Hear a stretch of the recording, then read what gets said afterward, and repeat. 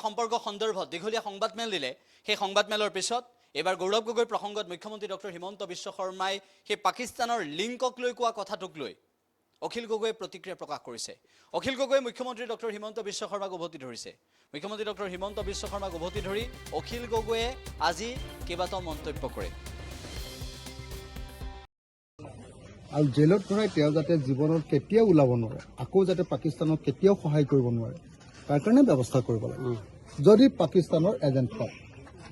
কিন্তু যদি পাকিস্তানৰ এজেণ্ট নহয় আৰু আমাৰ হিমন্ত বিশ্ব শৰ্মাই তৈয়াৰ কৰা এজন নাটকৰহে এজেণ্ট, তেতিয়াহ'লে বেহেৰবাৰী আউটপোষ্ট চোৱাৰ নিচিনাকৈ আমি মাজে মাজে এনেকুৱা ধৰণৰ বিলাকে চাই থাকিম আৰু হয়নে নহয় আপোনালোকে কওক। যদি সঁচাকৈ পাকিস্তানৰ এজেণ্ট হয় তেতিয়াহ'লে মই জানো যে আজিৰ পৰা কেতিয়াও গৌৰৱ গগৈ আৰু বাহিৰত থাকিব নোৱাৰে। কিন্তু কোনো গ্ৰেপ্তাৰৰ প্ৰসংগ অহা নাই এতিয়ালৈকে, গ্ৰেপ্তাৰৰ কোনো কথা। মোক এটা কথা কওকচোন, মই যদি ৰাষ্ট্ৰদ্ৰোহী হওঁ, মই যদি পাকিস্তানী এজেণ্ট হওঁ, তেতিয়াহ'লে মোক বাহিৰত ৰাখিব নেকি কোনোবাই? কোনোবাই বাহিৰত ৰাখিব নেকি? মইতো প্ৰত্যেক দিনাই নহ'লে ৰিপৰ্ট দি থাকিম পাকিস্তানক, আমাৰ ভিতৰৰ দেশৰ খবৰবিলাক দি থাকিম। একদিনৰ কাৰণে কোনোবাই ৰাখিব নেকি? কোনোবাই আপোনাৰ পাকিস্তানী এজেণ্টক বিৰোধী দলপতি হিচাপে লোকসভাত ভাষণ দিবলৈ দিব নেকি? আপোনালোকে নিজেই কওক। তেতিয়াহ'লে মইতো ভাবোঁ যে যদি গৌৰৱ গগৈ পাকিস্তানী এজেণ্ট হয় তেতিয়াহ'লে 1 নম্বৰ কথা আজিয়ে গ্ৰেপ্তাৰ কৰিব লাগিব। 2 নম্বৰ কথা তেওঁ সাংসদ পদ কেঞ্চেল হ'ব লাগিব। তেওঁ কংগ্ৰেছ দলৰ বিৰোধী উপদলপতি হিচাপে যিটো পদত আছে সেই পদৰ পৰা চৰকাৰে খেদাৰ ব্যৱস্থা কৰিব লাগিব আৰু তেওঁক চিৰজীৱনৰ কাৰণে এনেকুৱাকৈ জেলত দিব লাগিব বা ফাঁচি দিব লাগিব যাতে কোনো দিন অসমৰ কোনো মানুহ, ভাৰতৰ কোনো মানুহে যাতে কেতিয়াও কোনো পধ্যে যাতে এনেকুৱা পাকিস্তানৰ এজেণ্টগিৰি কৰিব নোৱাৰে। কিন্তু যদি গ্ৰেপ্তাৰ নকৰে তেতিয়াহ'লে কি বুলি ক'ম? আৰে মোক যদি আপুনি গম পালে যে মই পাকিস্তানৰ এজেণ্ট, মই পাকিস্তানক খবৰ দি থাকোঁ, তেতিয়াহ'লে মোক আৰু এজেণ্টগিৰি কৰিবলৈ সময় দি থাকিব নেকি আপুনি? আমাৰ দেশৰচোন চব খবৰে দি দিব এনেকৈ, হয়নে নহয় কওক? সেইকাৰণে মই কৈছোঁ যে হিমন্ত বিশ্ব শৰ্মাৰ বেহাৰবাৰী আউটপোষ্ট এই থিয়েটাৰখন, এই চিনেমাখন চাই আমনি লাগিছে। মইতো বেহাৰবাৰী আউটপোষ্ট অকল জেলত থাকোঁতেহে চাইছিলোঁ। জেলত ওলোৱাৰ পাছত মন নাযায়, একেকেইটা কথাকে দি থাকে, একেকেইটা কাহিনীয়ে দি থাকে। একেখন চিৰিয়েল কিমান চাই থাকিম? আৰু মানুহকেইটাই নতুন বুদ্ধিদীপ্ত কথাও ক'ব পৰা নাই। একেকেইটা কথাই। এতিয়া হিমন্ত বিশ্ব শৰ্মাকো দেখিলোঁ যোৱা 2 বছৰ ধৰি বোলে পাকিস্তানৰ আমুক কৰিছিলে, গৌৰৱ গগৈ তামুক কৰিছিলে, ভুচুক কৰিছিলে, টুচুক কৰিছিলে, সেইবিলাক কথাকে আকৌ এবাৰ কৈছে।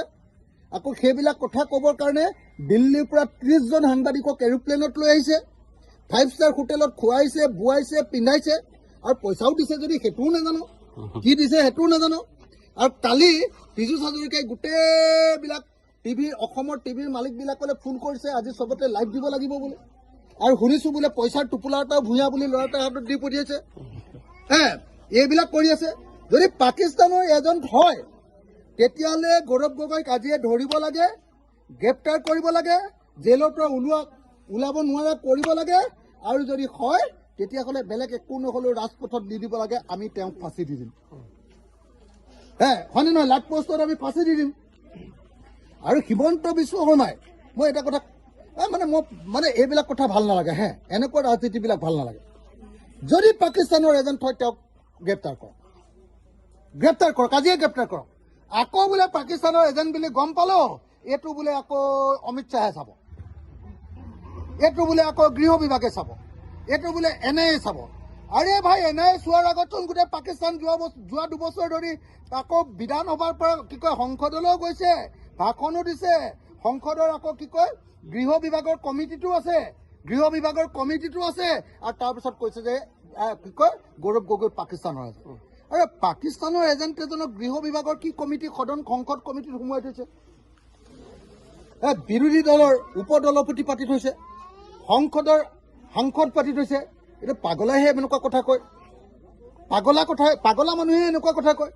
গতিকে সঁচাকৈ যদি গৌৰৱ গগৈ সঁচাকৈ পাকিস্তানৰ এজেণ্ট, আজিয়ে ধৰক, আজিয়ে গ্ৰেপ্তাৰ কৰক, আজিয়ে ফাঁচি দিয়ক, আৰু নহ'লে বা আজিয়ে পাকিস্তানলৈ তেওঁক ঘূৰাই পঠিয়াই দিয়ক, হয়নে নহয়?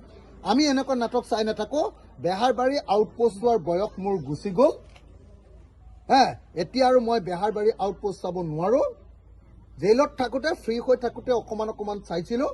দুখন এখন ভাল পাইছিলোঁ তাৰপিছত একেখিনি এক্টিং একেখিনি কথা একেখিনি নাটক সেইখিনি বস্তু চাই থাকিবলৈ মন নাযায় হিমন্ত বিশ্ব শৰ্মাৰ এই নাটক বন্ধ কৰক আৰু যদি বন্ধ নকৰি এনেই ডিষ্টাৰ্ব কৰি থাকে তেতিয়াহ'লে হিমন্ত বিশ্ব শৰ্মাহে পাকিস্তানৰ পৰা কিবা লেনা দেনা কৰিছে নেকি সন্দেহ কৰিব লাগে